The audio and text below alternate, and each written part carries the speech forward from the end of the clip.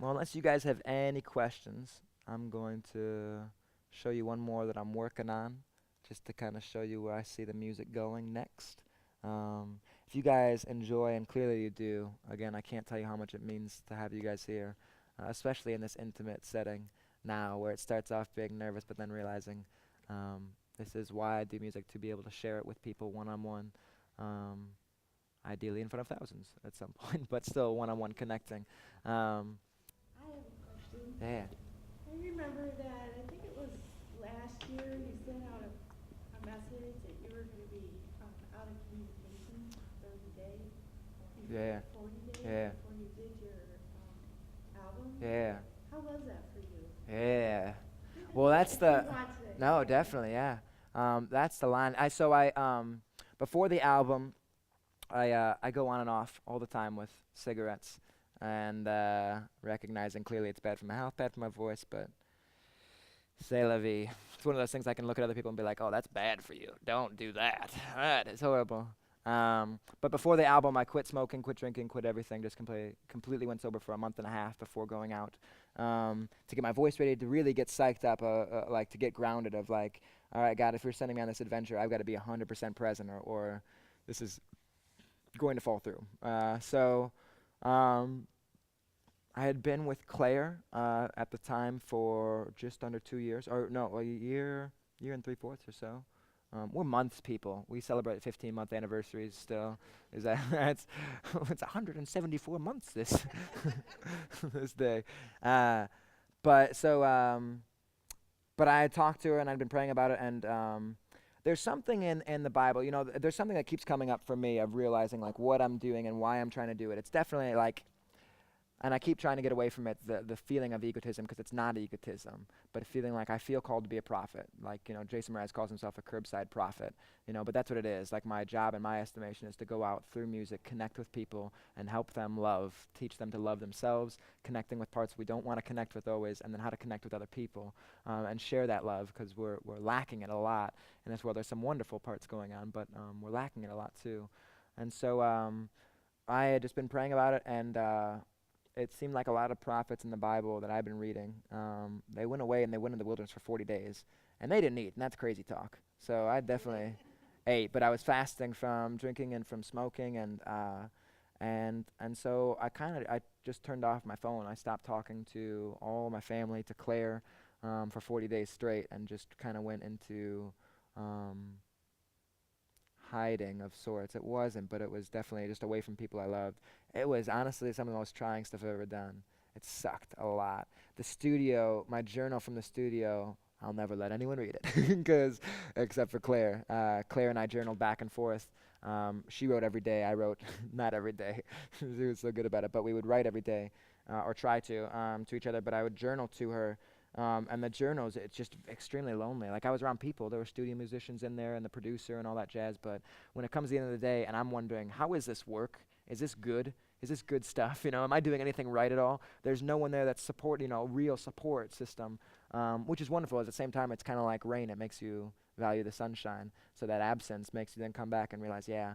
And for me, it was a real solidifying of going 40 days without Claire. For me, was a solidification of, yeah, like, this is someone I want to spend the rest of my life with. Mainly because, too, I call her my desert woman all the time. I told her, I was like, babe, I'm going to do this album, and I got to have 40 days away, and I feel this is why, this is how I feel called to do it, da da da da. And she, there was a pause, and she was like, okay.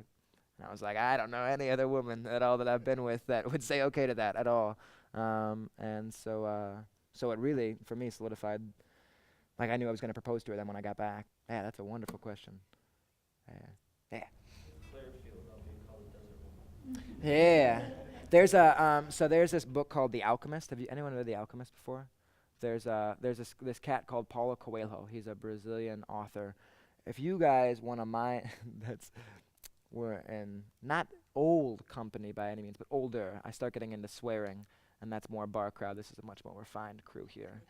We're drinking Heineken here, not Budweiser or anything.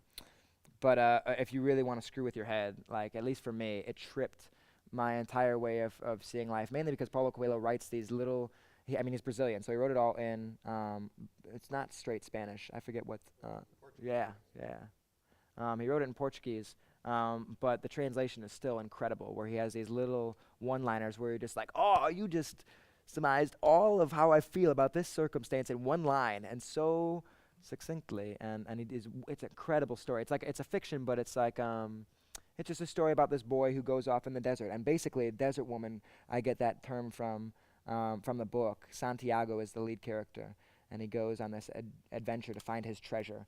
And the long story is that he goes all over to Egypt from Spain to find his treasure, and he finds it, but then realizes the whole time it's been back in his hometown. And so he goes on this epic adventure, but it was about the journey to get there. You know, he had to go on the journey to be able to understand like where it all was.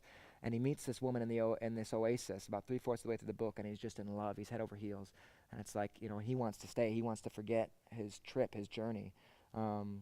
And this alchemist who he ends up meeting tells him, this is why you cannot do that, because if you do that, you'll end up resenting her. Like if you leave your dreams behind to be with someone, you'll end up resenting them, because it's that dream that's like we're all born with. We have something that we're here for, a purpose, and I believe that for sure. I know that for me, and figuring out more and more what my purpose is. And so Claire, a desert woman, I can tell her I need to be gone for 40 days, or setting up a tour. I'm gone for 2 months. I don't know any other woman that at all who would be cool with her husband being away for 2 months straight. And we get excited about our Skype dates. So to me, a desert woman is a woman who is comfortable in her own skin. Has to be. She's very independent and very driven and has her own dreams, and I try and encourage and push those. But they're still her own dreams, and so really an individual. Well, I would love to play one more and just show you guys kind of where I'm thinking for the next, the next album. I see it going. A lot of what I write, I'm finding it's very, and you can even feel it in this room, it's heavy. It's heavy stuff. Some of it is light and fun and laughing, but I kind of want to jump into more of the fun side of life for this next one. And so even if the subject matter is serious, figuring out more of a fun way to portray it.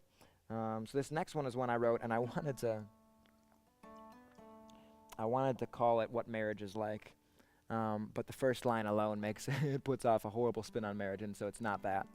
The idea of the song is this idea of when Claire and I, for example, I'll come in at 3 o'clock in the morning and we get into an argument of something, and they happen at 3 o'clock in the morning. Of course, and we're up all night going through this, and we get to the end of it, and it's like, I don't think we've said a word. We are talking and talking and talking. We are not saying anything. And the idea of staying up all night for another reason. So that's what this one's called, Up All Night.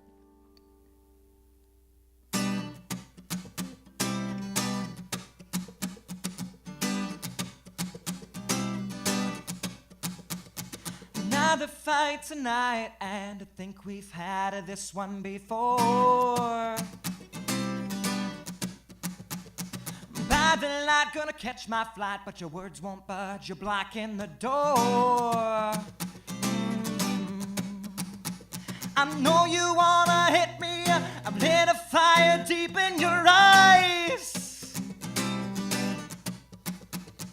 By the light, gonna catch my flight, but your words won't budge, you're pushing for more. Ooh, you keep me up all night. Back up, I'm loving it, don't hit the light. This is gonna take a little bit of time. Ooh, you know you're driving me crazy. Oh, oh. And the rest of it you'll hear when it comes out. So thanks a lot for coming, guys. I really appreciate it.